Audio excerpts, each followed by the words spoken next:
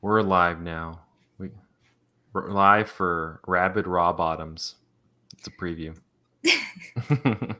Rapidly raw bottoms. Exactly. All right, here we go. In 3, 2, 1. And welcome to episode 458 of Cinematary. I'm your host, Zach Dennis, and I'm here with Grace Winburn. In today's episode, we're going to be kicking off our David Cronenberg series with 1977's Rabid. But before that, we're going to be talking about some movies that we saw this week. A little update: we should start having some TIFF reviews and such on the website at cinematary.com. If you missed our commentary from that, we had a bunch of tweets and Instagram. We had a bunch of posts. Yeah, Instagram stories and stuff. You can find those on our Twitter or X or whatever the hell you want to call it, and our Instagram to kind of recap the festival. But Andrew and I will have some reviews, our top 5, stuff like that, available on the site very soon. But let's go ahead and jump into movies that we saw this week. I'm going to kick us off. This was one that the YouTube people got to listen to last week with you. You talked about this movie, but I watched it, and so when I watch it, it becomes worthy enough to be on the audio as well. That's how it feels. Yeah, that's what it. Yeah. That's how I've. That's how things work here. I've run this thing with an iron fist for 458 episodes now. So Oof. That movie is Bottoms, the latest from Emma Seligman, and who we talked a little bit about when we talked about it in the last episode on YouTube, but. She probably most well known for Shiva Baby, and Rachel Sennett, who was in that movie, returns for this one, as well as Ayo Edebiri. And the movie's been kind of framed as like for a more recent example, is it's like kind of a chaos version of Booksmart, which I appreciate because I think Booksmart could use some more chaos. But definitely in the mold. I mean, you talked about it in relation to Fast Times at Ridgemont High. It's definitely in that, trying to fit into that realm of like Fast Times and Clueless and Heathers, all that kind of stuff. Mean Girls, the teen comedy, the high school teen comedy. It is. And so the story is you have PJ and Josie, who are the Rachel Sennett and Ayo Edebiri characters, and they are wanting to lose their virginity to these two cheerleaders that they have crushes on, who is Isabel and Brittany, and so in order to do that, they start what they tell the administration is a self-defense class or self-defense club that's going to meet after school, but turns into like a women's fight club that becomes incredibly popular with a number of the girls in the school, as well as these two cheerleaders. It's watched, by Marshawn Lynch, who I don't know if people are familiar with Marshawn Lynch. He was a longtime running back in the NFL for the Seattle Seahawks and Buffalo Bills. Really funny guy, just really kind of a silly dude. He plays like the teacher who's in charge of this club, and you kind of have like this group of girls who like bond over this fight club that they develop, and naturally as the club gets more popular and people find this connection within it, they start to grow and friendships brew. But they're all kind of doing this not only to sleep with these cheerleaders, but also to prepare for this massive football game that's going to happen at the end of the week, that is against this team that I guess kills people, like literally. I was really hopeful for this movie. I really liked Shiva Baby. I thought that movie was really, really funny and also like horror at the same time. It was great. And this one I really like, and she's the best part of the movie. I really, really like Ayo Edebiri. She's fantastic in The Bear. If you've watched that, she's really good here. Just like the way a lot, there's definitely a lot of improv kind of bouncing off of this, and the way that she's able to like bounce off of people in improv is just like really creates a character. She's really funny. She's like the way that she just kind of reacts to stuff in this, like, well, this almost kind of subtle way that's like not too showy, but also just reacting to the absurdity of the statement that was just said. The movie, I feel like a lot of times feels, and it kind of plays with this, that it's like this is not like set in like a real high school in the United States of America of 2023. Like there's very much kind of like this alt universe type thing. You have teachers swearing, the principal just the principal yelling and swearing at them, but also like describing football in this very homoerotic way. My favorite characteristic of this movie is that the football players are constantly like, there's, I think, maybe one or two short sequences where they're not in their football like full pads, like they're in class with full pads. It's small, but it made me laugh a lot just because it was so stupid.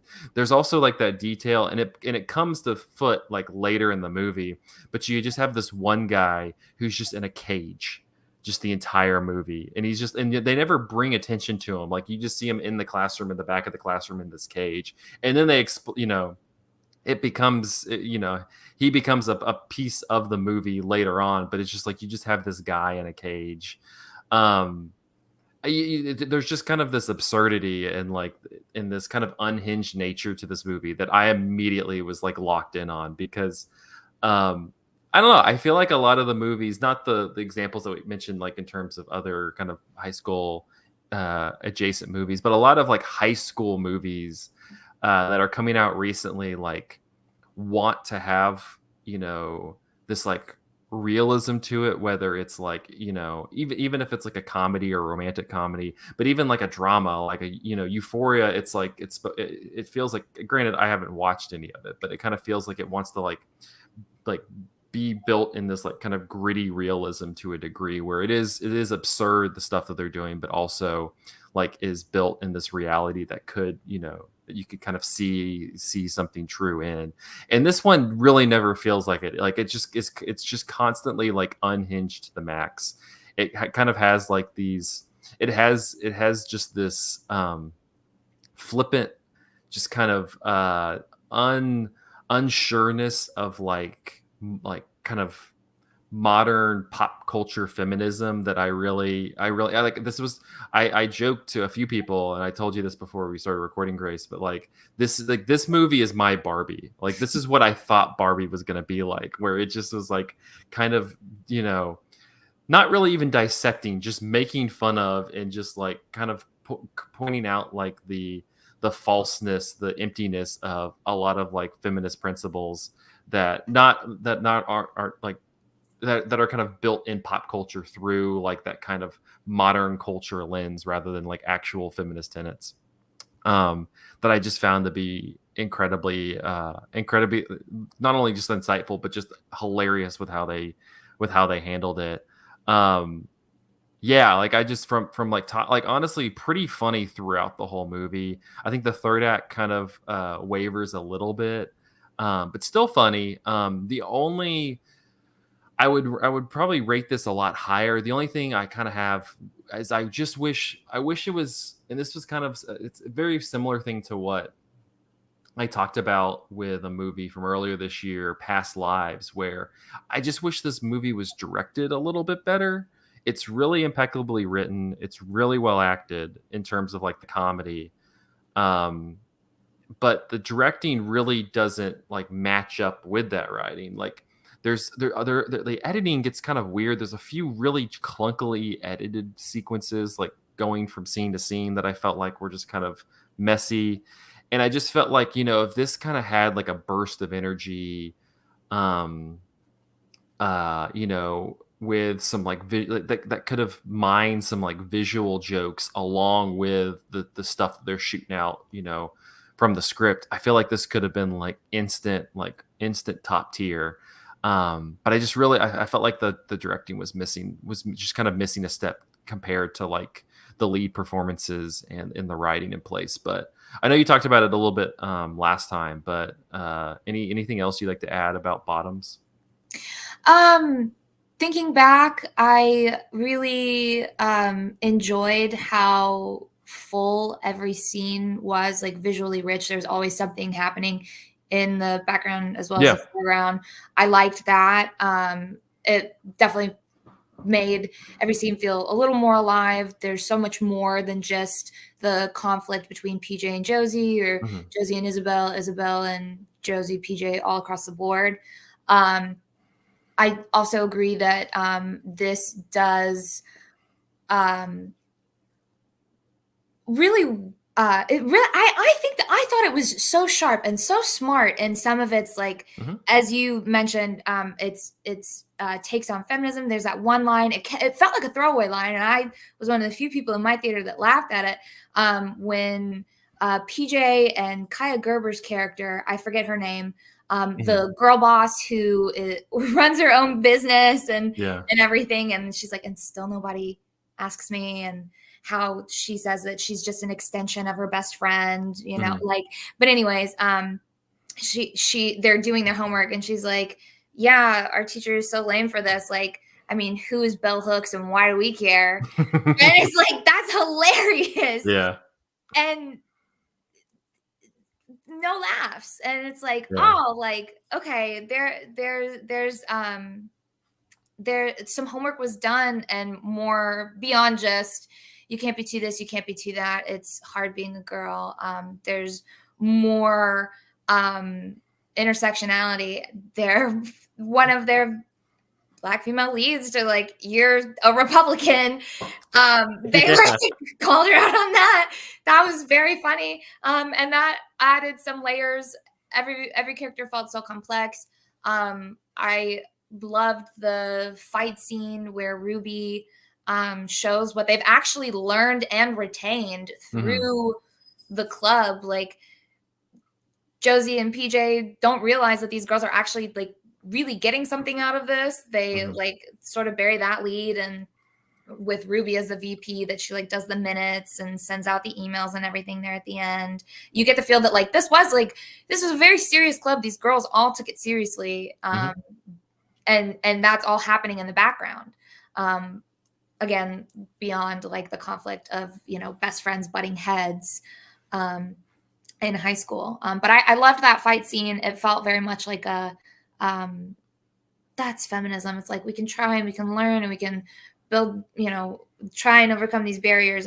But there's always still just like some unequal footing. Like, instead of them demonstrating what they've learned with their teammates, with the other girls in the club, they have to fight the diesel footballer that's locked up because he's so deadly. So Just he's in a cage like the whole movie. he's in a cage the whole time. It's so funny. I do also feel like there is still some realism in this.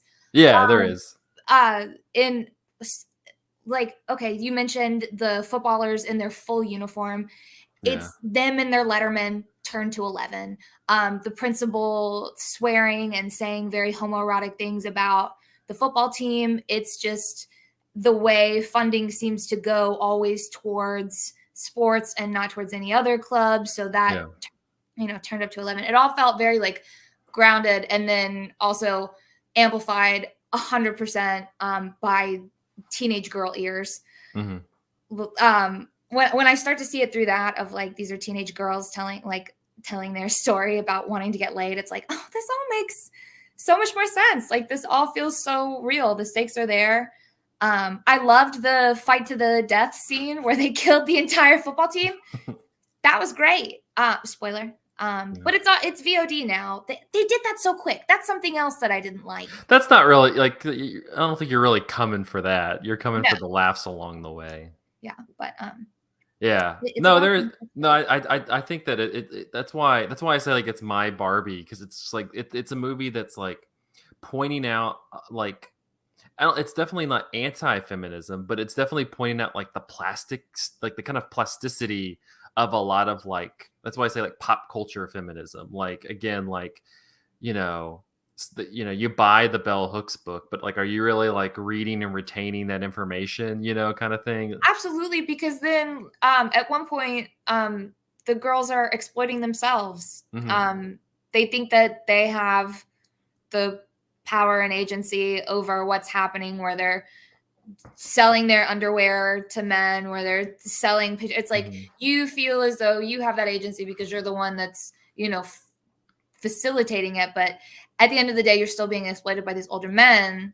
And this isn't the take on my body, my rules, my choice that like you really think it is. So I can see that, and I can agree there. Yeah. So. No, I big fan of. We're speaking a lot about that scene too. I was like, what did that mean? So. Yeah.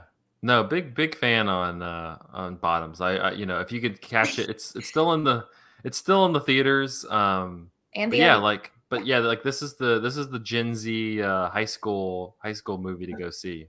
The scruffier Booksmart. Yeah, fuck Booksmart. I like this better.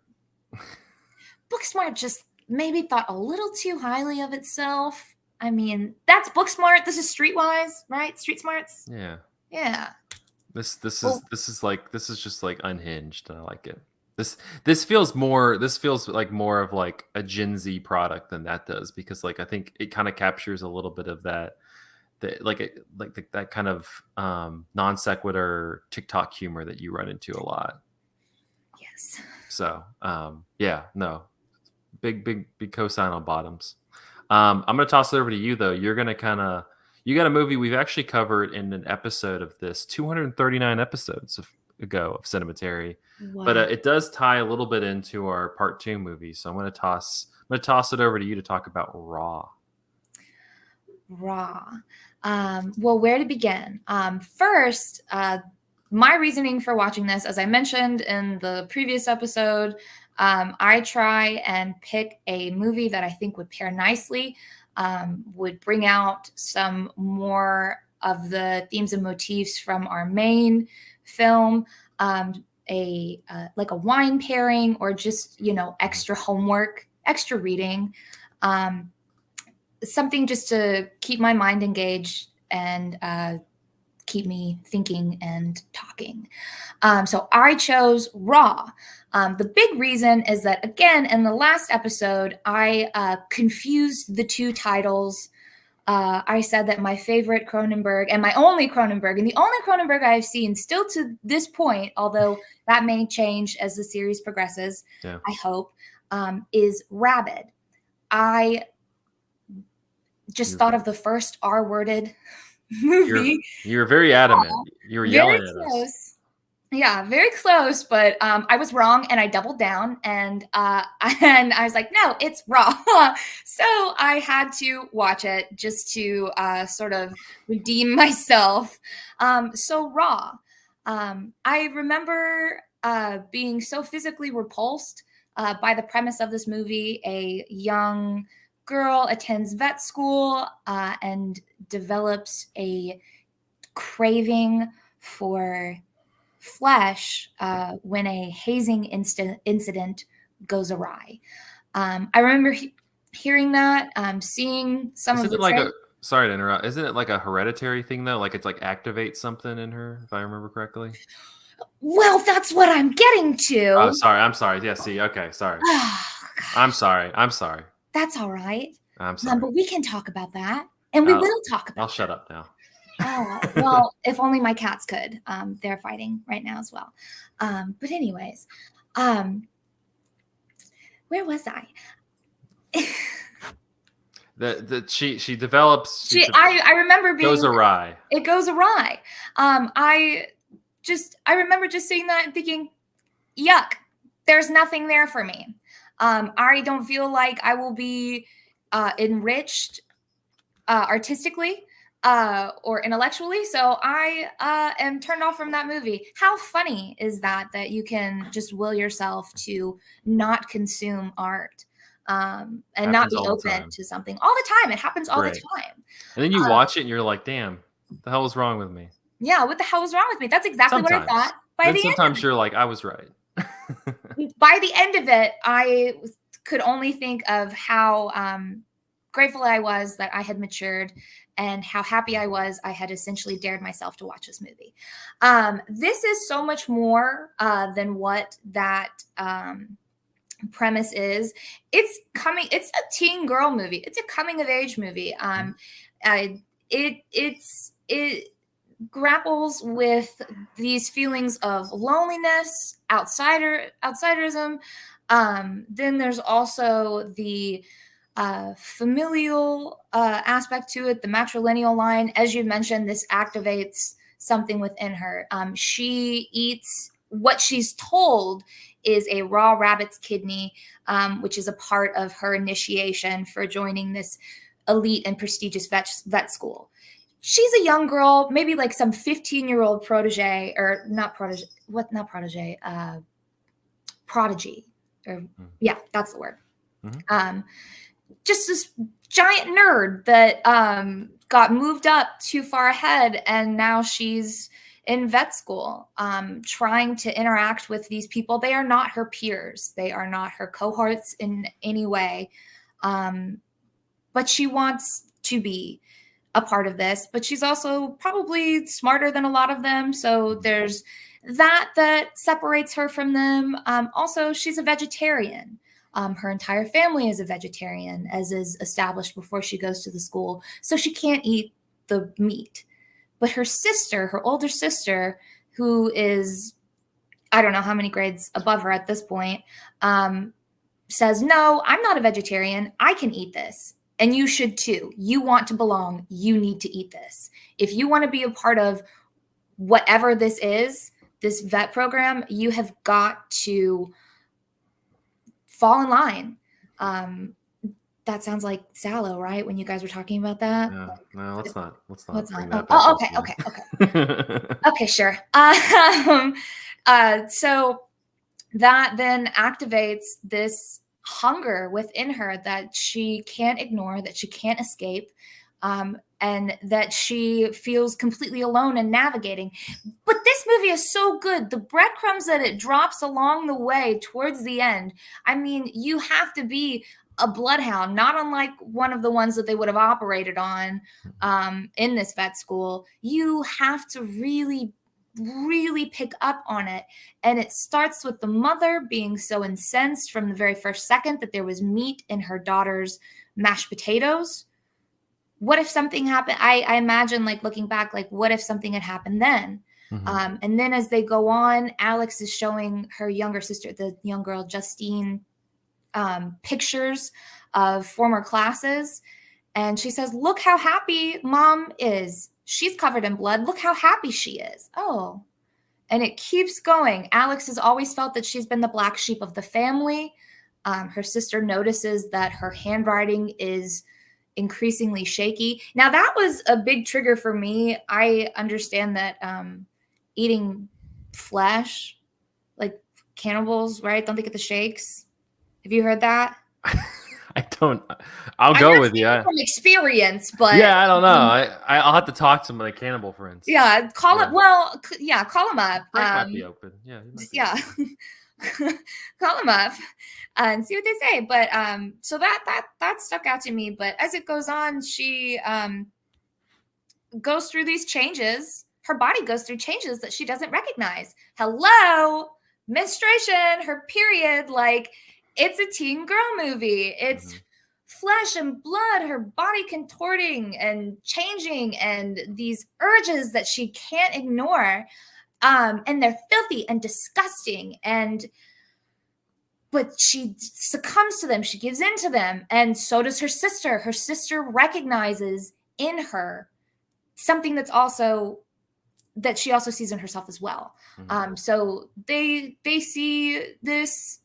They see it in each other. They hate it in each other. They hate each other for it. The way that they fight each other at every turn. And then there's also this jealousy and possessiveness that Alex, Justine's older sister, has towards her as Justine starts to make friends and eventually sexual partners with her roommate, who complicates things. He's a handsome male specimen. He's older. He's confused. Yeah, a specimen. You should totally go out with him. He's a handsome male specimen. Would you like to be described that way when I, introduce you to friends? Please do. Absolutely. Noted. So he complicates things. she resents him. She resents her roommate for it. She resents her sister for this. It's all so upsetting. But her sister tries, I feel like at every turn, to cover. Alex tries almost at every turn to cover for her sister Justine, just in this protective older sister way that turns possessive, that then turns eventually murderous. This is a fabulous movie. I get to the end of it and I just, wow, yuck, like so vile and so just alive until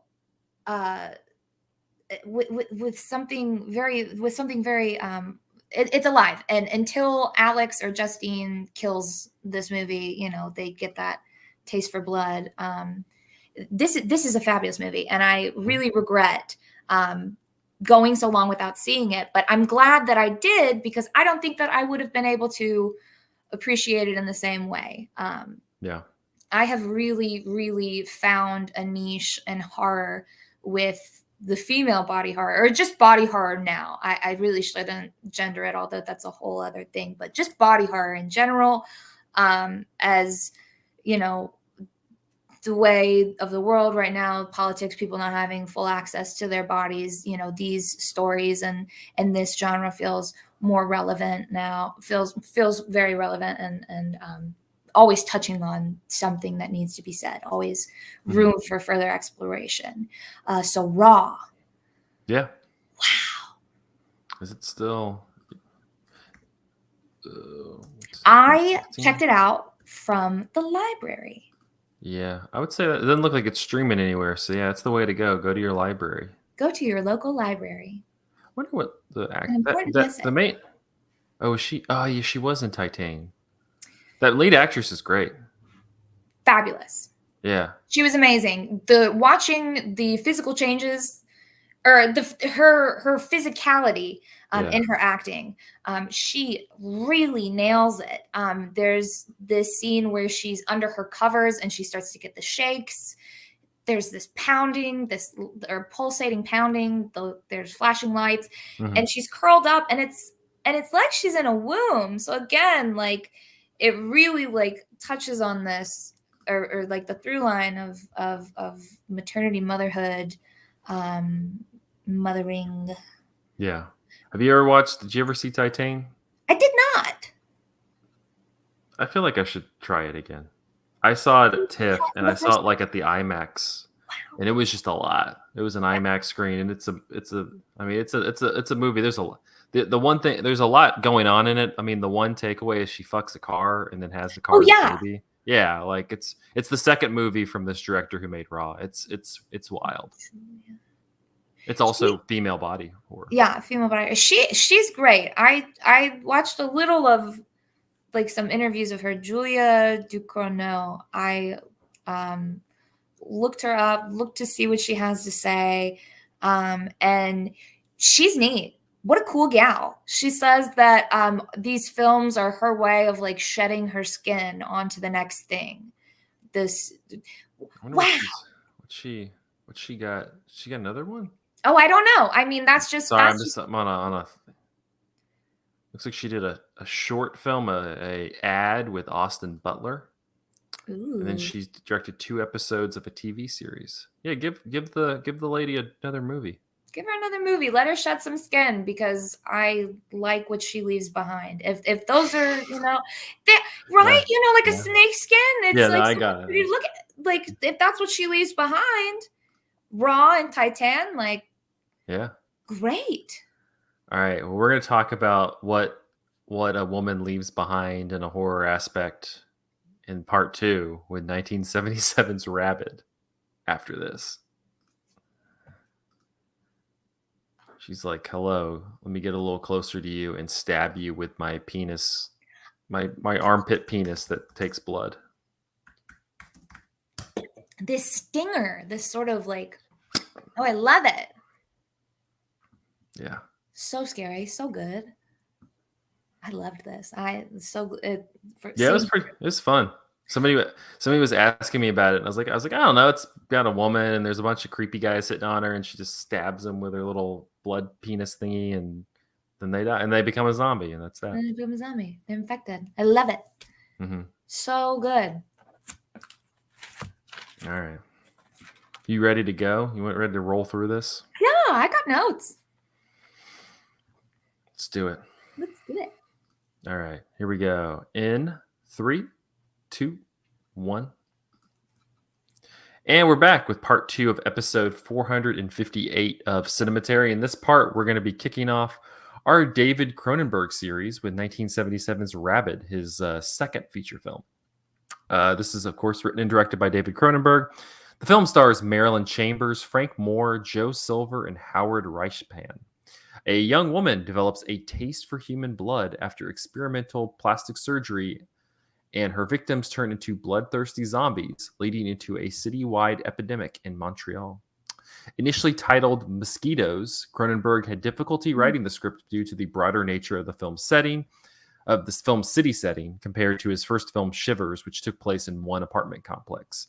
At one point, he told John Dunning that, quote, "John, I just woke up this morning and realized this is nuts. Do you know what this movie's about? This woman grows a cock thing in her armpit and sucks people's blood through it. It's ridiculous. I can't do this. It's not going to work." He went on to say in an interview in 2002, "It's painted on a bigger canvas than Shivers. There are many similarities because it also deals with a disease which spreads from person to person, and it made the person it infected quite deranged." According to Cronenberg, at the time, the only CFDC films that had turned a profit were the two he had made for the corporations, Shivers and Crimes of the Future.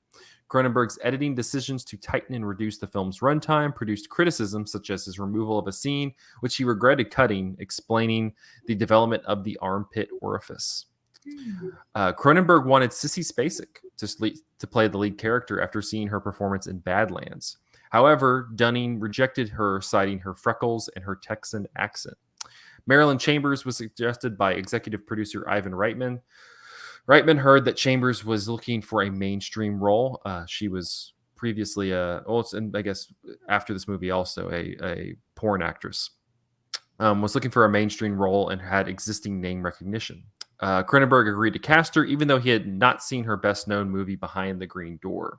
As Cronenberg describes it, Reitman told him, quote, "It would be great for us if you like Marilyn Chambers for this movie, because her name means something, we can afford her, and she wants to do a straight movie."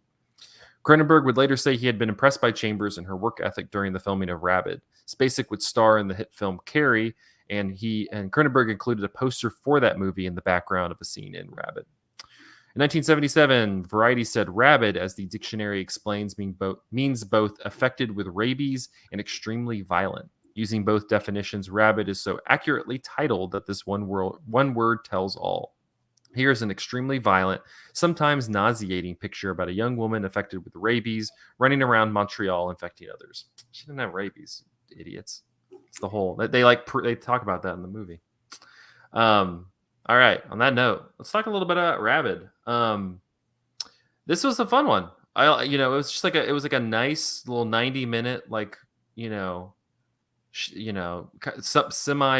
semi like infection disease, but semi also like zombie movie.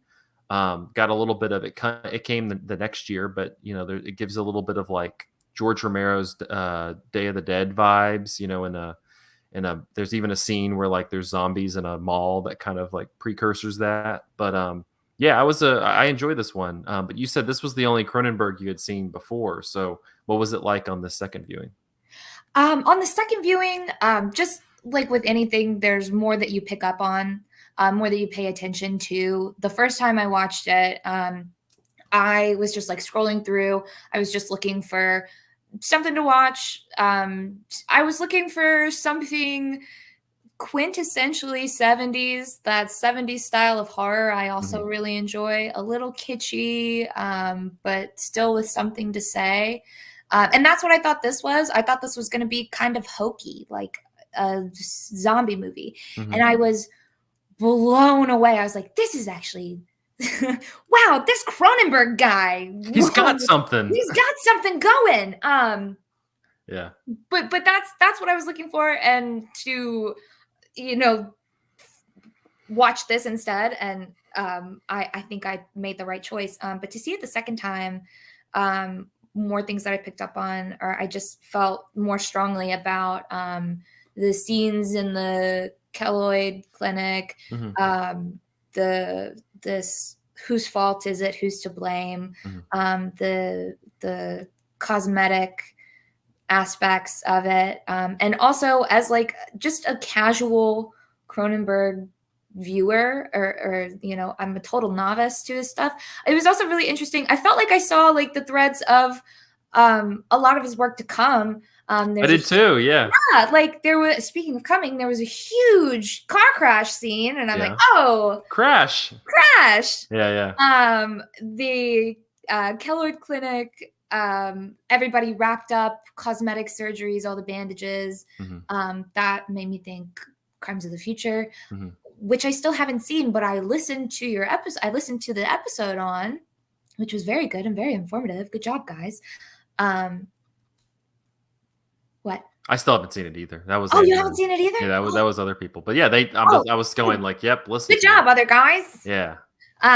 But I still am was just I still just was blown away. And also I was still scared at the exact same points, like at the exact same beats that I was scared of the first time, even having already seen it. Mhm. There are three really good jump scares that got me. And if I can say those, but the first is when the truck driver. What's his? Oh shoot, what's his name? That's my favorite line of the entire damn movie. What's his name? Continue on. But the truck driver, Mhm. there is a truck driver that picks up. Well, actually, before we even Rose, do that, should we like plot? Should Eddie. we? Should we? The- No, I love the. Just sorry, like an aside, I love the truck driver because it has the best line in the whole movie when the truck driver gets infected and he's like back in the back, or, and they're Yeah, like, and the guy comes in, he goes, "Did you see Smooth Eddie? He didn't look so good." And then the dispatch guy goes, "What are you talking about? Smooth Eddie always looks good." And then they go back, and Smooth Eddie is not good. he does not look good. He's not. He looks awful. But before I go into this, I was asking, should we plot this like along, or like We can, yeah. So, it starts out, and the start of it's pretty. You have the boyfriend, the Frank Moore character, and Rose, Heart and Rose? Hart and Rose. Yeah, they're like they're getting gas. They're and they're taking what looks like kind of like a motorcycle ride through the country. It's like I said, they're outside of Montreal, so just kind of that Canadian countryside. And they're on the motorcycle, and this van, this large van with like a family in it. They're going down the road. The wife and the son are yelling at the dad who's driving. He finally just like relents and is like, I'll turn it around. I'll turn it around." He's trying to turn it around, and the car like stalls out in the middle of the road. Um, and so Hart and Rose like hit the car and like you know, Launch into launch, the field. launch into the field. Rose is like pinned under it, and like the motorcycle explodes.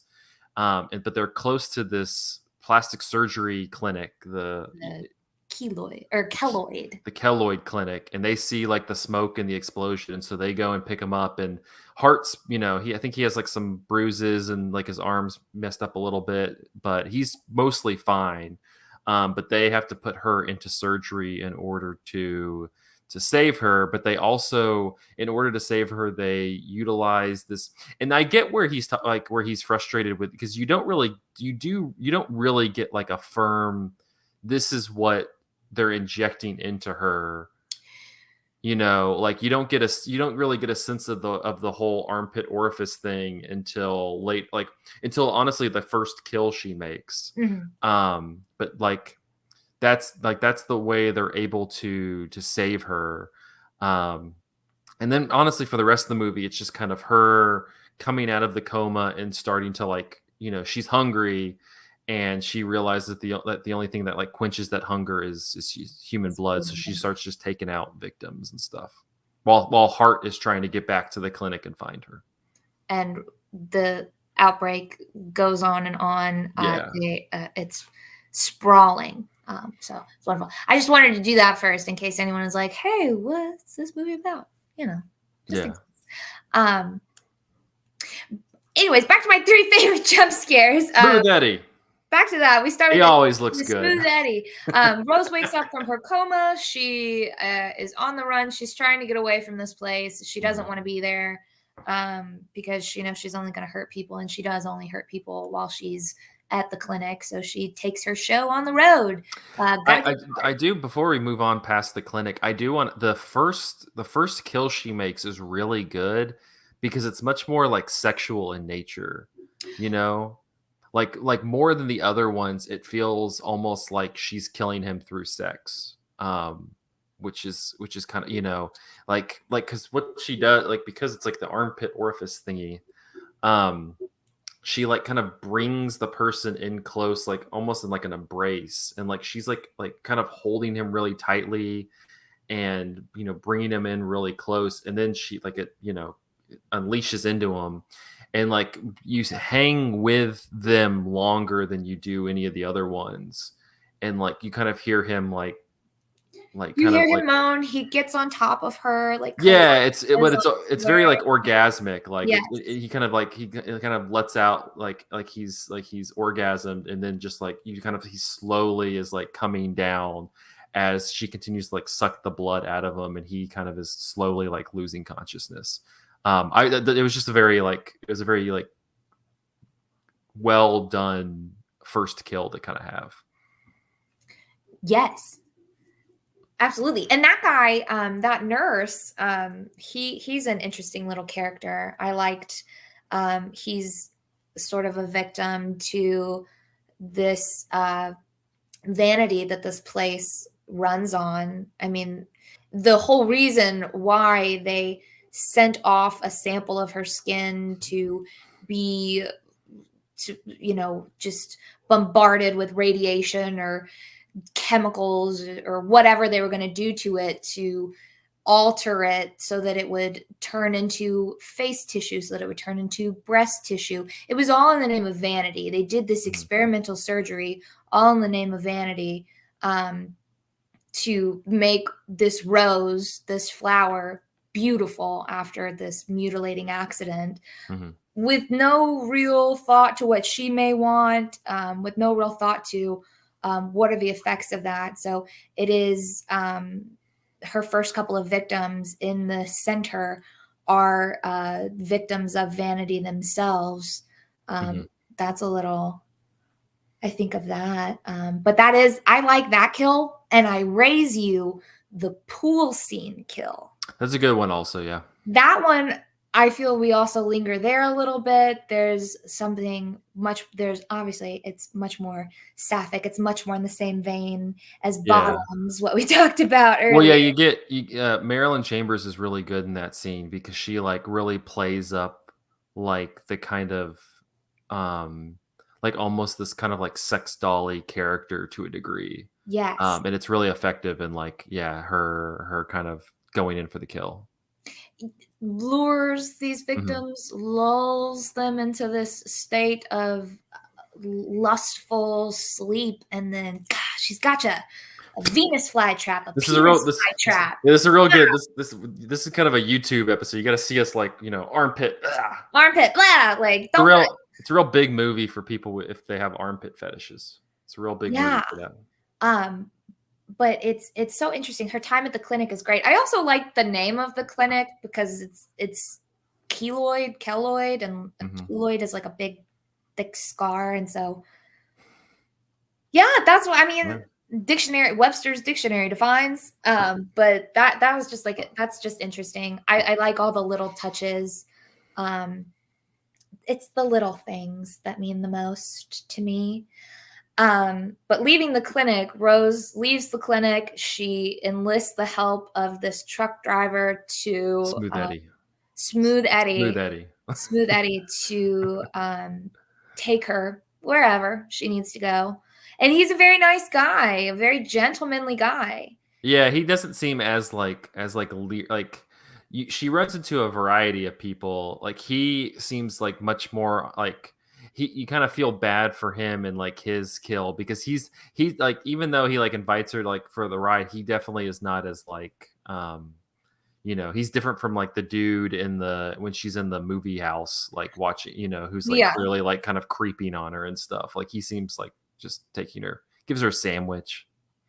Yes. He's Smooth Eddie, He's guys. Smooth Eddie. I mean, it like the thing that remains the same is that she's a beautiful woman in need of something or is in some Mhm, situation. And these are men that, and it starts, and I like that it's mostly men that we see. She spreads it to mhm, directly. Um, but we do know that plenty of women get this. This is mhm. also like a really interesting like film metaphor for AIDS as well, like as a sexually like a male sexually transmitted blood disease, Yeah. in a Yeah, way. because we talked about the pool scene, that's a Yeah, female victim. yeah. So and some women, but Mhm. she mostly if she kills it's like she kills women, but she like infects the men. I don't know if it's like something different, but definitely infects the men. And Smooth Eddie just seems like a nice guy who just wanted to help her out. He always looks good.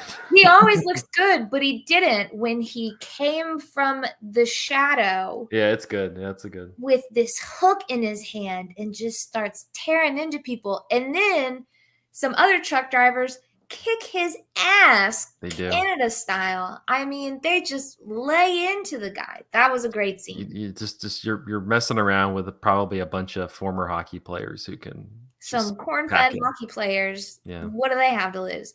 But that was a great scare. It scared me twice, and I knew it was coming. But it's just so well comes out of the darkness from nothing. You don't see him, and then there he is, and it's already too late. It's so terrifying, and the soundtrack to it, that underscores it, very Mhm. frightening, very loud. I It's really worth just a random note for he was a producer on this, but also the music supervisor for this movie is Ivan Reitman, who Ghostbusters 2, like director of that stuff. well, Just I a guess weird just a weird Canadian connection there. everybody in the Canadian film department knows each other. Maybe, but that was great. Mm, That was a great scary scene. I the my second favorite was in Maury Cypher's house with his wife. Maury oh, Cypher, yeah. some executive, some bigwig, some important somebody to the Keloid Center, Mhm. um, He was, like, on the board. on the board of directors, Mhm. um, who who befriends and helps Hart, drives him back to Montreal, drives him back to the center, drives him back to Montreal, gives him his car so he can go find his girlfriend, go find Rose. And through all this driving, they're hearing about the outbreak over the radio, TV, word of mouth, and they're also experiencing it firsthand. There's a lot of moving parts in this. This is a really uh, he's like Cronenberg is like juggling a bunch of apples all at the same time. They're all up in the air. A lot of connecting storylines. Do you think like you watch all the different lines of the outbreak, and then it all eventually circles right back around to Rose in the Yeah. mall? Yeah. So Well, it circles back to her, yeah, a couple times where, victims on victims on victims yeah, end up back we to can her. watch it all. She's the center of the wheel, and we can watch it all spoke out from there. So it's lots of moving parts, but so as Hart and Murray are hearing about all of the outbreaks and everything, Murray tells Hart, bring Rose back to our house, bring Rose back here. We just won't feel safe until all of this blows over. Yeah, and it's worth mentioning that they don't know that she's like patient zero, They but have no idea. They just know yeah. that this outbreak is happening and they're scared and she's probably scared. So it's better that we're all together. Yeah. So go on, get your girlfriend. It's important that, there's we'll be safe together. Um, and he walks into his house. He starts calling for his wife, calling for his wife. They've recently had a baby. He's upstairs in the nursery, and there's blood in the nursery. Oh, it was so gross. It was so scary. It made me weak in the knees. Yeah, Just it a was a good one. just a quick little visual of like there's blood and then clothes. And Yeah, it's yeah, he lifts up the thing and you just like kind of see the blood and he just closes it and is like it and then you know it's the baby's something's happened to it, and then his wife, infected, busts out of the closet and gets Right. him. That's so scary. It's a good scene. Yeah. Great scene. And then my third favorite jump scare, talk about a bug on the windshield, is when Hart is driving through town and the infected man jumps Oh out yeah. of the windshield and they shoot him down. Canada has established martial law. Yeah, I Wow, like that they're just driving around with garbage trucks and then they those are have the like tanks. How great. yeah, they're driving around with like tanks and garbage trucks and like the guys on top of the garbage truck with like a rifle Sharpshooters. just Yeah. going just not, he's like, I got another one. And they just like run out and they grab it and throw it and you're like effective.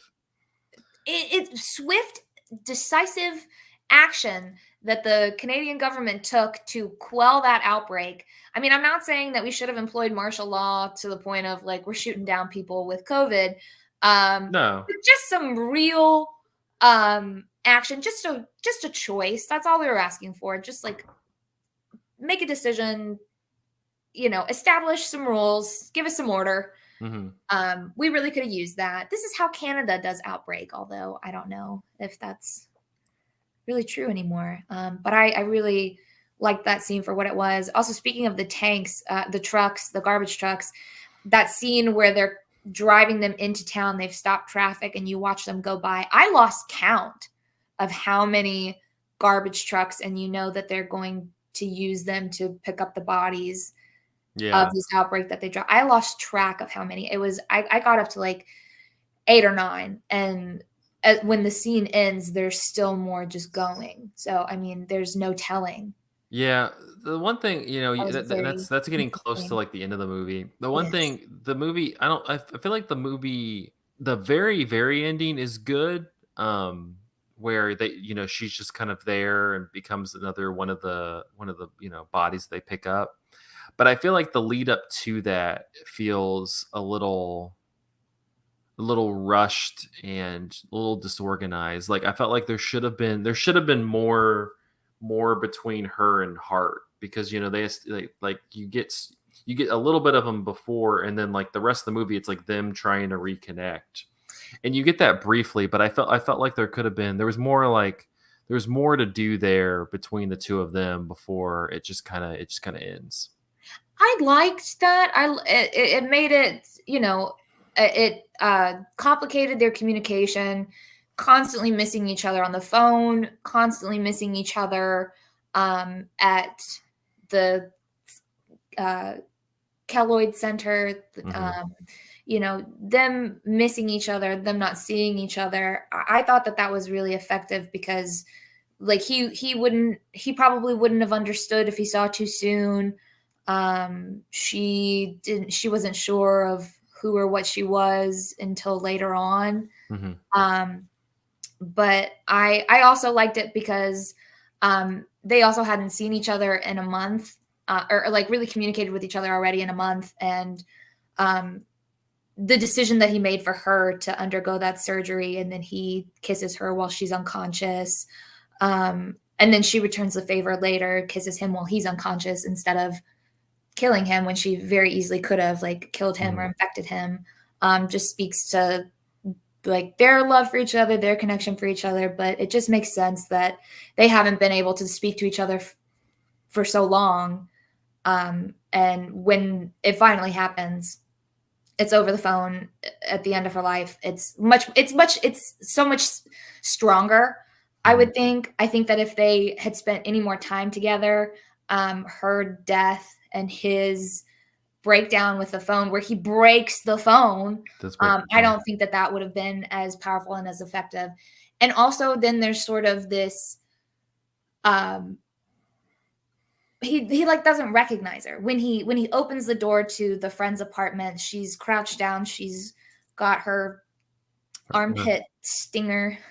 Armpit out, stinger. her Yeah. barbed stinger out. And he puts it together. It's you you've been doing it. And it's like he doesn't recognize her. Like, what did they do to you? I have no idea who you are. I don't know who you are. I haven't seen you in a month. We haven't really spoken in a month. I don't recognize you. So then that just makes everything that comes after it, I feel, that much more powerful. But I like that. God, if only they had seen each other just a second before. Maybe she would have stung him if they saw each other a second before. And so it's better that they don't. Mm-hmm. She actively makes the choice to keep him alive.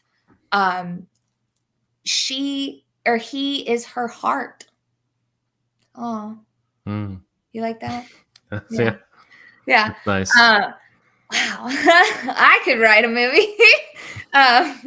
But their romance is very good. Their chemistry is very good. I liked when they finally did, like you were saying, and she blames him for it, and almost rightly so, I feel. Mm-hmm. As soon as he opens the door and they lock eyes, it's not my fault. That's the first thing she says to him. It's not my fault. Yeah. And it's not, girl. Like, it's the monogamous heterosexual family dynamic. That's whose fault it is. it is. Misogyny strikes again. I mean, it wasn't her. It was so sad that, like, I didn't do it, but it's not my fault. And I also agree with her. It's not her fault. She tried so hard to, like, she told a friend, I don't want it to be you. I don't want it to be you. You know, begging and pleading. And her friend's like, of course it is. I'll take care of you. Anything you need. Yeah. Well, now that you mention it. All right. Yeah. But come in here close. Getting close. But when they're hugging and she's yelling at him, you know, which also is a stressful hug, since you've watched the entirety of this movie. When she hugs somebody, usually means they're gone. That's it. It's like heart let her go, but he needed that physical closeness. He didn't realize, he didn't know, or maybe he knew and didn't care. And that also speaks to, like, in that moment of, like, okay, like, whatever happens. Maybe I've given myself to this. Maybe he's accepted his fate in a way. Because then he's like, no, you're right. We should be together. We should wait this out. I'm sorry that I left you. Because she wakes up alone, in this strange place to this strange man. Mm-hmm.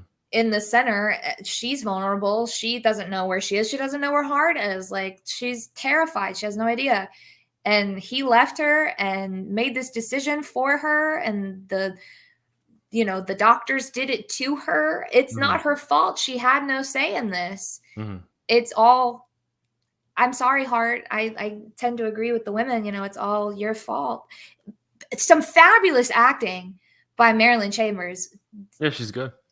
I thought that was great. That really moved me. That really spoke to me. Just the screaming and then leave me alone. Her running away from him. I love it when women scream. Like, yes, yell, howl, scream, let it out. Everything that you've been feeling.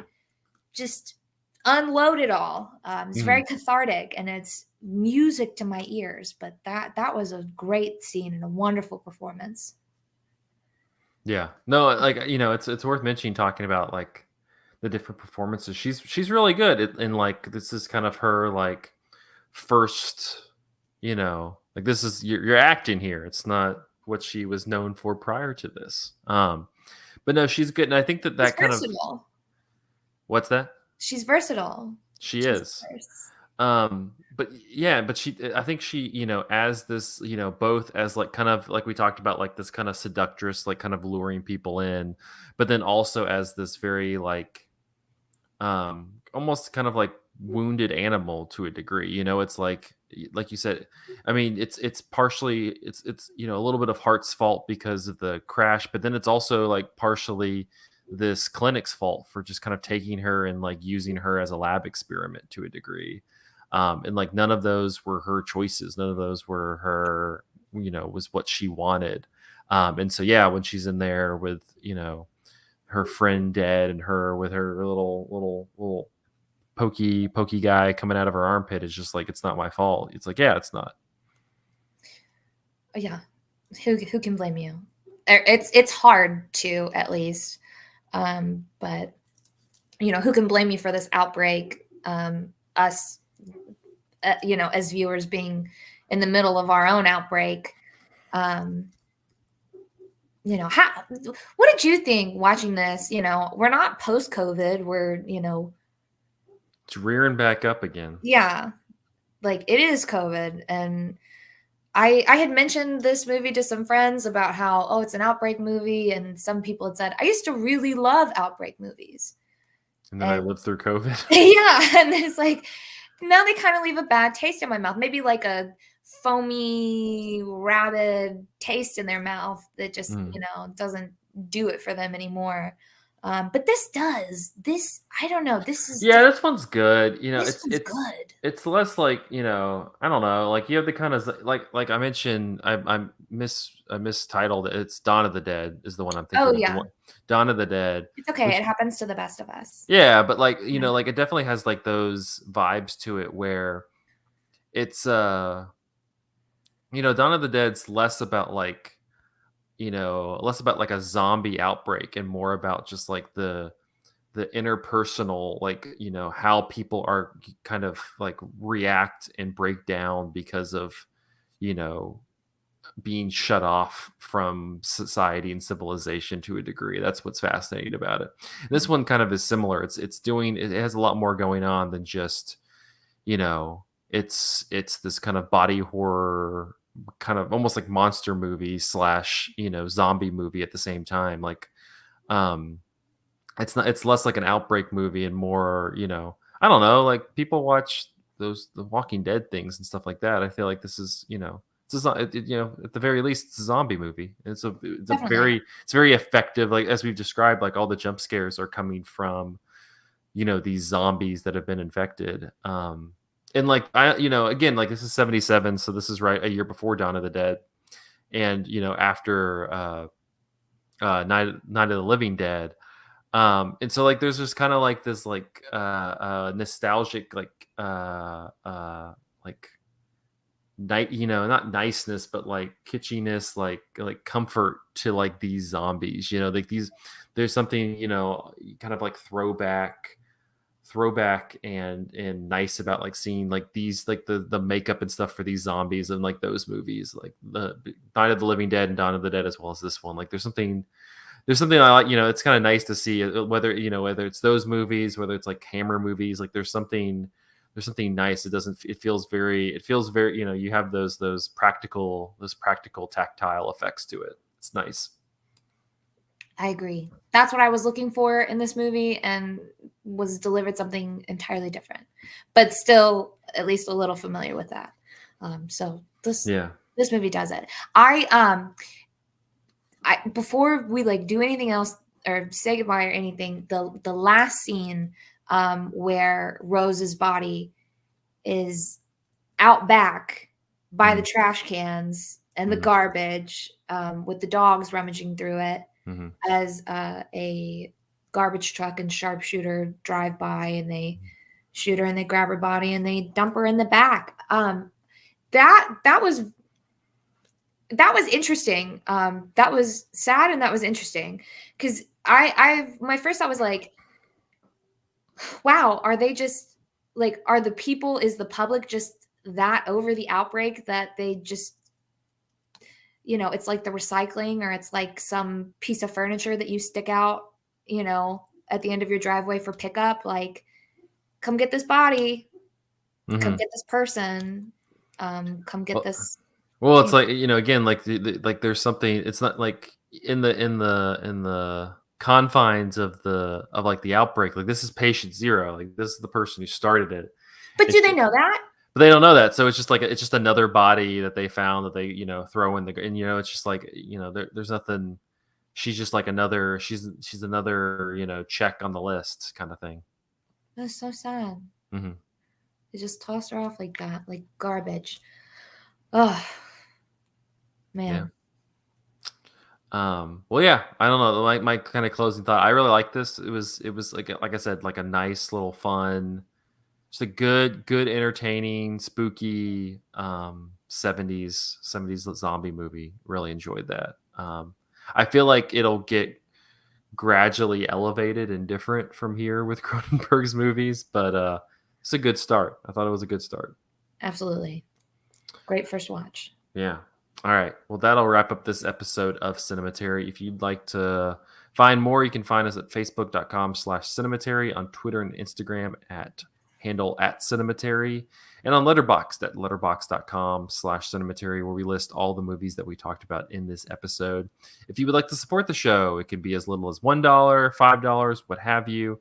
All that money goes toward keeping the lights on here at Cinematary. But thank you to our patrons, Cam, Candace Sisson, Ron Hayes, Teresa Marthathi, and Tyler Chandler. Thank you for supporting the show. Next week we're going to continue our Cronenberg series. We're going to go to one of his most well-known ones. That's 1986's The Fly. So this one definitely one that I think people are much more familiar with.